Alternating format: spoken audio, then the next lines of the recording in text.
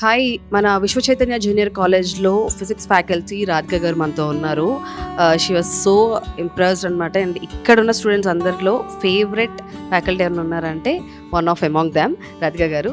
So చెప్పండి, నార్మల్‌గా physics అంటేనే కొంచెం కష్టంగా ఉంటుంది. అండ్ అప్పుడే 10th కంప్లీట్ చేసి ఇంటర్‌కొచ్చిన వాళ్ళకి ఇంకా పిల్లతనం పోలేదనుకోవచ్చు. అందరికీ అర్థమయ్యేలా చెప్పాలంటే. సో ఇటు అటేమో అప్పుడే కంప్లీట్ అయ్యి రావడంతో ఆ పిల్లతనం అలాగే ఉంటుంది. ఇంకొంచెం మెచ్యూరిటీ లెవెల్స్ అప్పుడప్పుడే బిల్డ్ అవుతూ ఉంటాయి. సో ఈ 2 పడమల మీద ఉన్నటువంటి స్టూడెంట్స్‌ని అసలు మీరు ఎలా హ్యాండిల్ చేస్తున్నారు? గుడ్ క్వశ్చన్ అండి. Actually interesting for me.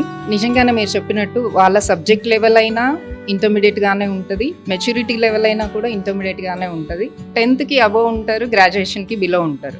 వాళ్ళకి ఎలా అనంటే మాకు అన్నీ తెలుసు అన్నట్టు ఉంటుంది. అట్ ద సేమ్ టైం వాళ్ళకి ఏది తెలియదు. సో ఇప్పుడిప్పుడే డెవలప్ అవుతున్న టెక్నికల్ సబ్జెక్ట్లో వన్ ఆఫ్ ద సబ్జెక్ట్ వచ్చేసి ఫిజిక్స్. ఇప్పుడు ఆర్టిఫిషియల్ ఇంటెలిజెన్స్ కూడా ఫిజిక్స్ మీదే డిపెండ్ అయ్యి డెవలప్ అవుతుంది. సో ఇంటర్మీడియట్ స్టూడెంట్ని ఎవరిని అడిగినా కూడా మ్యాథ్స్ కష్టమా, కెమిస్ట్రీ కష్టమా అంటే ఫస్ట్ ఫిజిక్స్ కష్టం అని చెప్తాడు. ఎందుకు అని అంటే it's a dynamic subject, add అవుతూనే ఉంటుంది. ఎవ్రీ ఇయర్ కాన్సెప్ట్స్ యాడ్ అవుతూనే ఉంటాయి. సో ఆ ఫిజిక్స్ని మేము ఎలా డివైడ్ చేసాము ఇక్కడ ఈ కాలేజ్లో అంటే, ఒక రకంగా ఐఐటి అని అంటే కంప్లీట్గా ఐఐటి చెప్తే క్యాచ్అప్ చేసే స్టూడెంట్స్ 60% కంటే అబవ్ ఉండరు క్లాస్లో. అలాగని చెప్పేసి ఐపీకి రెస్ట్రిక్ట్ అవుదాము అని అంటే వాడు ఐఐటి క్యాచ్ చేయలేడు. అలా అనేసి మేము ఎలా ప్లాన్ చేసామంటే ఒక ఐపీ ఫ్యాకల్టీ, ఒక ఐఐటి ఫ్యాకల్టీ అలాగా పెట్టేసి ఎవరైతే ఐపీ మీద ఎక్కువ ఫోకస్డ్గా ఉన్నారో, లేదా ఐఐటీలో కాన్సెప్ట్స్ నేర్చుకుంటాము బట్ ఐపీ మాకు బేసిక్స్ ల్యాక్ అవుతున్నాయి అనే దానికి సపరేట్గా క్లాసెస్ కండక్ట్ చేస్తాము.